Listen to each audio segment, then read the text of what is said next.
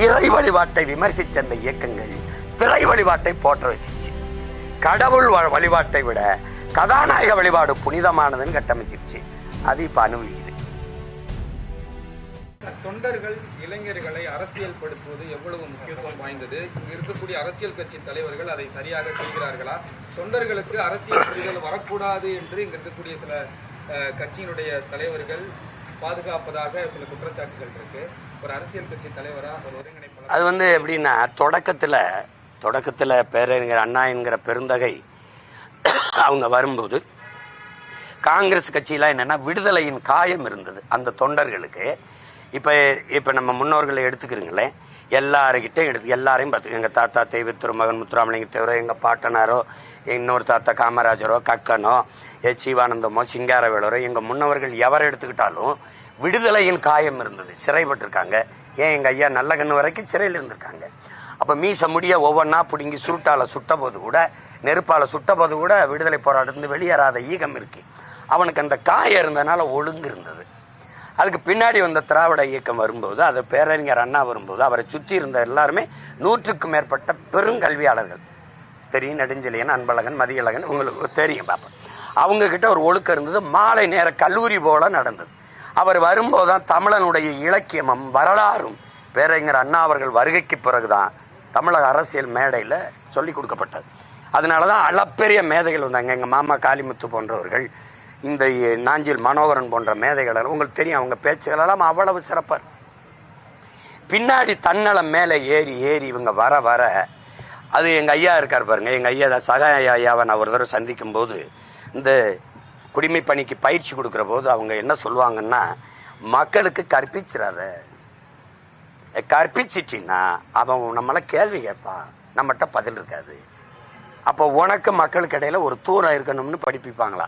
அதை எனக்கிட்ட சொன்னார், இப்படிதான் கற்பிக்கிறான் அப்படின்னு. அதையும் மீறி கற்பிச்சவர்கள் தான் ஐயா இறையன்பும் ஐயா சகாயம் போன்றவர்கள். உங்களுக்கு புரியுதுன்னு நினைக்கிறேன். அப்ப இந்த இயக்கங்கள் தன்னலம் பெருத்து ஊழல் லஞ்சில ஊறி திளைத்து எந்த கனவுல பேரறிஞர் அண்ணா தொடங்கினாரோ அந்த கனவை சிதைச்சு முறையற்ற நிர்வாகம் மக்களாட்சியை தன் மக்களாட்சியாக மாற்றி கொண்டு வந்த பிறகு மக்களுக்கு போதிப்பது, கற்பிப்பது, இந்த அறிவியல் சார்ந்து. இப்ப நீங்க சொல்ற ஒருத்தன் கேட்கிறான், தற்குறி கூட்டம்னு சொல்றீங்களே, எங்களை தற்குறியா வளர்த்தது யாருன்னு கேட்கிறான். இறை வழிபாட்டை விமர்சித்த அந்த இயக்கங்கள் திரை வழிபாட்டை போற்ற வச்சிருச்சு. கடவுள் வழிபாட்டை விட கதாநாயக வழிபாடு புனிதமானதுன்னு கட்டமைச்சிருச்சு. அது இப்ப அனுபவிக்குது. உங்களுக்கு அண்ணன் சொல்றது விளங்கிருச்சுன்னு நினைக்கிறேன். அப்ப அதுல போய் தவறு நான் ஏற்கணும், நீங்க ஏற்கணும், எனக்கு முன்னவர்கள் ஏற்கணும், என் பெற்றோர்கள் ஏற்கணும், உடன் பிறந்தார்கள். என சிந்தனை என்பது சமூகத்தின் விளைச்சல். சிந்தனை தான் சமூகத்தின் விளைச்சல். சிந்தனை தான் செயல்வாக்கம் பெறுது. செயல்தான் ஒழுக்கத்தை தீர்மானிக்குது. ஒழுக்கம் தான் வாழ்க்கை தீர்மானிக்குது. இப்ப சிந்தனையை யார் தீர்மானிச்சா? சமூகம். சமூகம் யாரு?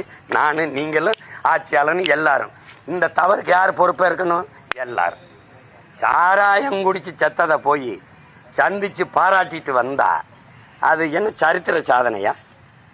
ஆனா அப்படி நாட்டு எல்லையில செத்து வந்த ஒரு ராணுவ வீரனை கூட இந்த நாட்டில் எந்த தலைவனும் போய் அவன் துயரத்தை பங்கேற்று இந்த பிள்ளைகள் படிப்புக்கு நான் பொறுப்பேற்கிறேன் ஒருத்தன் கூட சொல்லலையே. எப்படி அப்படின்னா எது போற்றத்தக்கதோ அது தூற்றப்படுது, எது தூற்றத்தக்கதோ அது இந்த நாட்டில் போற்றப்படுது. அது காரணம் இந்த 60 ஆண்டுகளாக இந்த நாட்டை ஆண்ட திராவிட கட்சிகள், அதன் ஆட்சி முறை.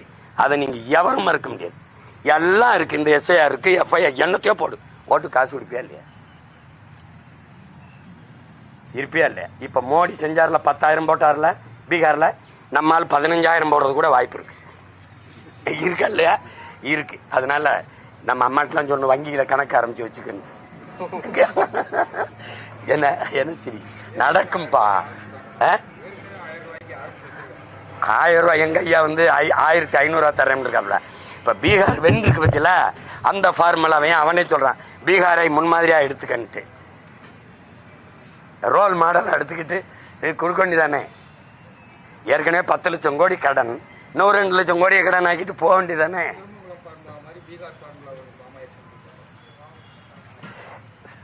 திருட்டுமங்கலம் ஃபார்முலான்னு அதுக்கு ஏன் அந்த ஊர் பேரை கெடுக்கிற? திருமங்கலம் ஃபார்முலான்னு சொல்லாத. அது ஒரு ஏதோ ஒரு கோஷ்டியில் ஆயிடுச்சு. அன்னைக்கு காங்கிரஸ் காசு கொடுக்குது, அண்ணா அவர்கள் தோத்துறாங்க.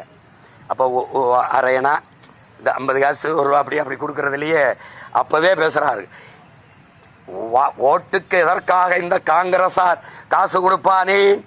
காசை கொடுத்து விட்டு 7 கடல் தாண்டி 7 மலை தாண்டி அங்கிருக்கிற வெங்கடாசலபதியை துணைக்கு எதுக்கு அழைத்து வருவானேன்? அந்த படத்தில் அடித்து எதுக்கு சத்தியம் வாங்குவானேன்? இதற்கு பதில் வைத்திருக்கிறார்களா இந்த காங்கிரசார் அப்படின்னு பேசுறது இருக்கு. ₹2 கொடுத்ததுக்கு அந்த பேச்சு பேசிருக்காப்ல. இப்ப அவர் பிள்ளைங்க 2000 டெவலப்மெண்ட்ல வருது. இதெல்லாம் டெவலப்ல வருது. அவர் தான் சொல்றாரு, சாராயம் வித்த காசு அதுல அரச நடத்துறது குஷ்டரோகியில் இருக்க வெண்ணெய்க்கு சமம்டான்னு. அண்ணா சொன்ன அந்த வெண்ணெயத்தான் அவர் பேர சொல்லி கட்சி நடத்துற பிள்ளைகள் விரும்பி விரும்பி சாப்பிடுது. புரியுதுன்னு நினைக்கிறேன். செய்திகளை உடனுக்குடன் தெரிந்து கொள்ள கீழ்கண்ட கேபிள் மற்றும் DTH நெட்வொர்க்குகளில் எம்நாடு செய்தி தொலைக்காட்சியை காணுங்கள். பாதகம் செய்பவரை கண்டால் நாம் பயம் கொள்ளலாகாது பாப்பா. மோதி மிதித்து விடு பாப்பா, அவர் முகத்தில் உமிழ்ந்து விடு பாப்பா. அண்மை செய்திகளை உடனுக்குடன் தெரிந்து கொள்ள இணைந்திருங்கள் எம்நாடு தொலைக்காட்சியுடன்.